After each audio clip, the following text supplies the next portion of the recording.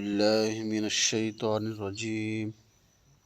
بسم الله الرحمن الرحيم.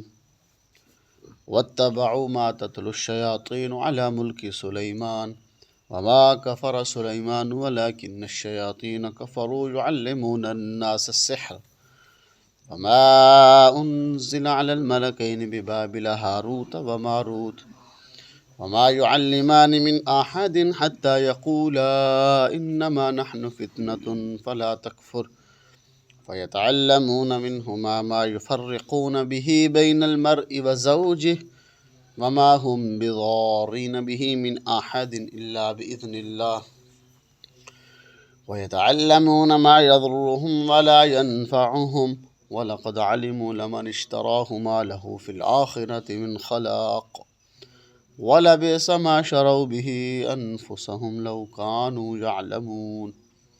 صدق اللہ۔ پیچھے ہو لیے وہ لوگ اس چیز کے جو یعنی شیاطین حضرت سلیمان علیہ السلام کی بادشاہت کے، یعنی جس وقت حضرت سلیمان علیہ السلام بادشاہ تھے اس وقت جادو کا بڑا زور تھا۔ لوگ حضرت سلیمان علیہ السلام کو بھی، جس طرح آپ صلی اللہ علیہ وسلم کو لوگوں نے جادوگر کہا، سلیمان علیہ السلام کے بارے میں بھی یہ سوچنے لگے کہ یہ بھی کیا کرتے ہیں، ان کے پاس بھی جادو ہے۔ لوگ جادوگر کو بڑا عالم فاضل سمجھتے تھے کہ جس کے پاس چند علم ایسا ہوتا تھا کہ جس کے ذریعے وہ لوگوں کو ٹھیک کر دیتا تھا، دم کرتا تھا یا پھونک مار دیتا تھا یا کچھ کر لکھ دیتا تھا۔ آج بھی وہی دور ہے کہ جس کے پاس ایسا علم موجود ہے اس کو بڑے لوگ سب سے اعلیٰ سمجھتے ہیں کہ جس کے پاس کچھ جادو ہو یا وہ دم کر سکتا ہو۔ اس کے علاوہ جتنے بھی لوگ عالم ہیں، فاضل ہیں، ان کو لوگ کیا ہے ان کے علم کی قدر نہیں کرتے۔ اس وقت بھی شیاطین ایسے تھے کہ وہ کیا کرتے تھے، جادو کرتے تھے۔ سلیمان علیہ السلام کا دور تھا، انہوں نے تو اللہ رب العزت نے جادو کو اور معجزے کو کے اندر فرق کرنے کے لیے اللہ رب العزت نے دو فرشتوں کو اتارا، کیونکہ معجزہ وہ ہوتا ہے کہ جس کسی نبی کے ہاتھ سے خرق عادت ایسا کام ہو جائے جس کے پیچھے طاقت اللہ کی ہوتی ہے، ہاتھ نبی کا استعمال ہوتا ہے۔ جس طرح آپ صلی اللہ علیہ وسلم نے ہجرت کے موقع پہ بھی آپ صلی اللہ علیہ وسلم کو اللہ نے حکم دیا نا، وہ کنکریاں اٹھا کے پھینکے تو ان کی آنکھوں کے اندر وہ ساری کی ریت چلی گئی، تو اللہ نے فرمایا وَمَا رَمَيْتَ إِذْ رَمَيْتَ وَلَٰكِنَّ اللَّهَ رَمَىٰ۔ وہ آپ نے نہیں پھینکی، کس نے پھینکی ہیں؟ وہ اللہ نے پھینکی۔ یعنی حالانکہ ہاتھ تو کس کا استعمال ہوا تھا؟ اللہ کے نبی کا استعمال ہوا، پیچھے طاقت کس کی استعمال ہوئی تھی؟ اللہ کی طاقت۔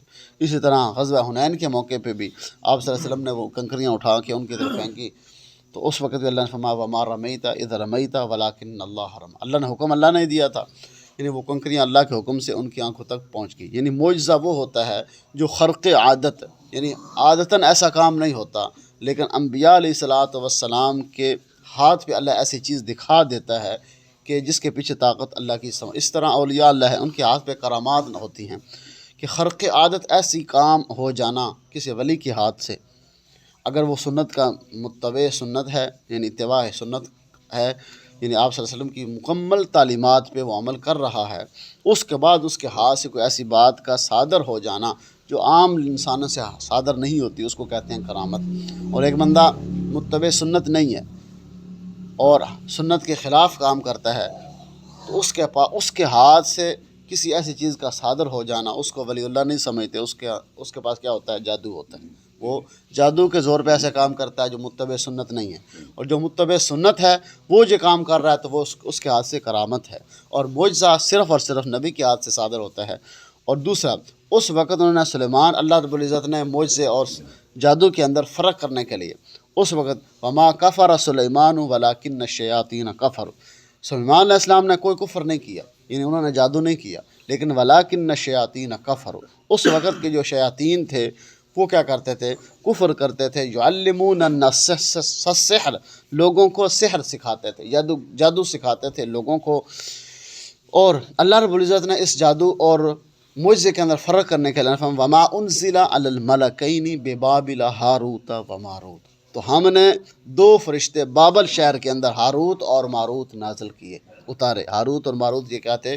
دو فرشتے تھے، ان کے نام یہ ہاروت اور ماروت ہے کہ اللہ نے دو فرشتے اتارے ان کا کام کیا تھا؟ وما يعلمان من احد حتى يقولا، وہ کسی کو نہیں سکھاتے تھے مگر اس کو جس کو یہ سارا کام سکھا، یعنی جس کو بھی یہ جادو سکھاتے یا ایسا کام سکھاتے، پہلے اس کو یہ بتا دیتے کہ اس کا تمہیں کوئی فائدہ نہیں ہے، الٹا کیا ہوگا؟ نقصان ہوگا، الٹا تم کیا کرو؟ پکڑے جاؤ گے۔ حتیٰ یقولا انما نحن فتنۃ فلا تکفر، تو ہم تو ایک آزمائش کے لیے اتارے گئے ہیں، وہ پہلے صاحب بتاتے ہیں ان کو، فلا تکفر، تم کفر کے اندر نہ پڑو۔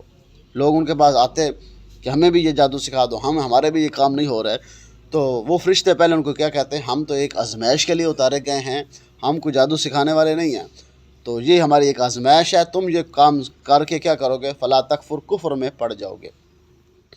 نہیں، وہ کہتے ہیں نہیں ہمیں سے، جیسے کوئی بھی کام ایسا ہوتا ہے نا، بندہ والدین اس کو روکتے ہیں، یار یہ بچے یہ کام نہ کرنا، وہ نہیں مجھے بتا دو، میں اپنی زندگی میں یہ کام نہیں کروں گا، لیکن انسان پھر وہ کام کرتا ہے جس سے اس کے والدین اس کو روک کے جاتے ہیں، کیونکہ وہ سیکھ لیا، اس کو پتہ ہوتا ہے، یا والدین اس کو روکتے ہیں اس راستے سے نہ جانا، یہ کام نہ کرنا، تو وہ کہتا ہے کہ یہ مجھے بتا دیجیے کیسا راستہ ہے، یہ کون لوگ ہیں، یہ سب جو سارا پوچھ لیتا ہے، لیکن والدین کے جانے کے بعد بندہ اسی راستے پہ چلتا ہے، وہی راستہ اختیار کرتا ہے۔ تو فرشتے یہ کیا کہتے ہیں کہ ہم تو آزمائش کے لیے آئے ہوئے ہیں، یہ کام نہ کرو۔ وہ کیا کہتے ہیں؟ نہیں، ہمیں سکھا دو تو ہم ایسا کام نہیں کریں گے، ہم لوگوں پہ جادو نہیں کریں گے، ہم اپنا فائدہ کریں گے۔ تو کیا ہوتا ہے؟ فلا تکفر، وہ کفر کر بیٹھتے ہیں۔ فیتعلمون منہما ما یفرقون، سب سے بڑا کام اس کے ذریعے کیا ہوتا تھا جادو کا، آج بھی وہی کام ہے۔ فیتعلمون منہما ما یفرقون بہ بین المرء والزوج، میاں بیوی کے اندر تفریق کروا دینا، میاں بیوی کے اندر تفریق یعنی جدائی ڈالنے والا عمل اس وقت کیا کرتے تھے؟ سب سے بڑا عمل کیا ہوتا تھا ان کا؟ سب سے بڑا کام کیا ہوتا تھا؟ وہ حدیث کے اندر آتا ہے کہ جو شیطان ہے نا، وہ اپنے چیلوں کو صبح وقت جو ہے وہ ایک لیکچر دیتا ہے، صبح کو سارے کاموں کے لیے بھیجتا ہے، کوئی کسی کو نماز کے لیے روک رہا ہے، کوئی کسی کو مسجد جانے سے روک رہا ہے، کوئی کسی کو لڑائی کروا رہا ہے، کوئی کسی سے کوئی برائی کروا رہا ہے۔ تو شام کو جو ہے نا وہ شیاطین سب اکٹھے ہوتے ہیں، تو وہ سب سے کارگزاری سنتا ہے، پوچھتا ہے تم نے کیا کام کیا، تم نے کیا کام کیا، تم نے کیا کام کیا۔ ایک سب سے چھوٹا جو شتونگڑا ہوتا ہے نا، وہ جب آتا ہے نا، وہ پیچھے بیٹھا ہوتا ہے، اسے پوچھتا ہے تم نے کیا کام کیا؟ کہتا ہے میں نے دو میاں بیوی کو آپس میں کیا کر دیا ہے؟ جدا کر دیا۔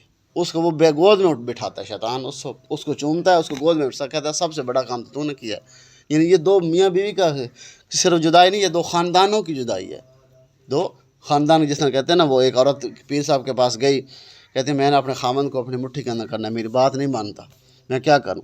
پیر صاحب نے کہا کہ تم نے اس طرح لے کے اس کے سینے کے بال کاٹ کے لانے ہیں، کینچی سے نہیں، اس طرح سے۔ اب ادھر خامند کیا کہ بیوی میری بات نہیں مانتی، پیر صاحب کے پاس، وہ جیلی پیر تھا، اس نے کہا کہ آج شام کو نہ تو رات کو سونا نہیں ہے، آج بیوی تیری نے تجھے قتل کر دینا ہے۔ اور کہا تو اس نے تھا کہ کیا کرنے، سینے کے بال اتار کے لانا ہے۔ خامند سویا ہی نہیں ہے، اس نے دیکھا جو بیوی جب کرنے لگی تو اس نے اس کو پکڑ لیا، اس نے اس کو قتل کر دیا۔ ادھر سے بیوی کے خاندان والے اٹھے، انہیں اس مرد کو قتل کر دیا، یعنی وہ ان کی لڑائی خاندانوں تک گئی۔ تو اسے کہتے ہیں کہ ان کا سب سے بڑا کام کیا ہوتا تھا؟ فَيَتَعَلَّمُونَ مِنْهُمَا مَا يُفَرِّقُونَ بِهِ بَيْنَ الْمَرْءِ وَالزَّوْجِ، میاں بیوی کے اندر تفریق کروا دینا، یہ سب سے بڑا ظلم ہے، اور سب سے بڑا کیا ہے؟ گناہ ہے کہ میاں اور بیوی کے اندر تفریق کرنا، یعنی میاں کو اور بیوی کے خلاف بھڑکانا اور بیوی کو میاں کے خلاف بھڑکانا، یہ کیا سب سے بڑا برا کام ہے۔ وَمَا هُمْ بِضَارِّينَ بِهِ مِنْ أَحَدٍ إِلَّا بِإِذْنِ اللَّهِ، وہ کسی کا کوئی نقصان نہیں کر سکتے مگر اللہ کے حکم سے۔ جب اللہ کا حکم ہو جاتا ہے تو ایک بندہ اسی کام میں لگا رہتا ہے، پھر اللہ اس کو رسی اس کی ڈھیلی چھوڑ دیتا ہے، ٹھیک ہے یہ کرتا رہے، لیکن ہوتا وہی ہے جس جو اللہ کا حکم ہوتا ہے۔ وَمَا هُمْ بِضَارِّينَ بِهِ مِنْ أَحَدٍ إِلَّا بِإِذْنِ اللَّهِ، کہ اللہ کے حکم سے۔ وَيَتَعَلَّمُونَ مَا يَضُرُّهُمْ وَلَا يَنْفَعُهُمْ، جو یہ کام سیکھتے ہیں نا، ما يَضُرُّهُمْ، وہ نقصان ہی کرتے ہیں، ولا نفع نہیں کرتے کسی کا، اس سے کسی کا وہ فائدہ نہیں کرتے، صرف اور صرف کیا کرتے ہیں؟ لوگوں کا نقصان ہی کرتے ہیں، اس سے وہ پیسے بٹورتے ہیں لوگوں کے اوپر، عجیب عجیب کام کرتے ہیں، تو کیا کرتے ہیں؟ اس کے اثرات ہو جاتے ہیں لوگوں کے اوپر، اور یہ جادو سے لوگ کو مرتے نہیں ہیں، لیکن کیا ایک زہری اسباب کے ذریعے سے ان کے دلوں کے اندر، ان کے جسم کے اوپر ایک اثرات پیدا ہوتا ہے کہ جس کی وجہ سے ان کی طبیعت جو ہے وہ ناساز ہو جاتی ہے، خراب ہو جاتی ہے، بیمار رہنا شروع ہو جاتا ہے۔ لیکن موت کس کے ہاتھ کے اندر ہے؟ موت تو پھر بھی اللہ کے ہاتھ کے اندر ہے، مرتا نہیں انسان۔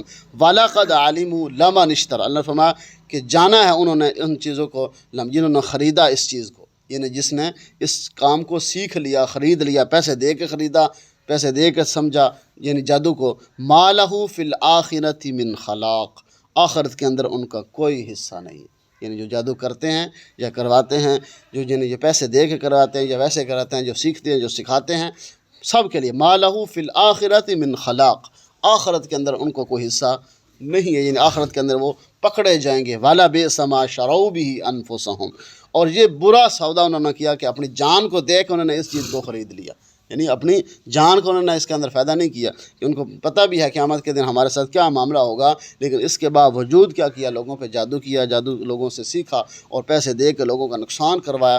لَوْ كَانُوا يَعْلَمُونَ، اگر وہ یہ بات جان لیتے تو کبھی بھی یہ کام نہ کرتے۔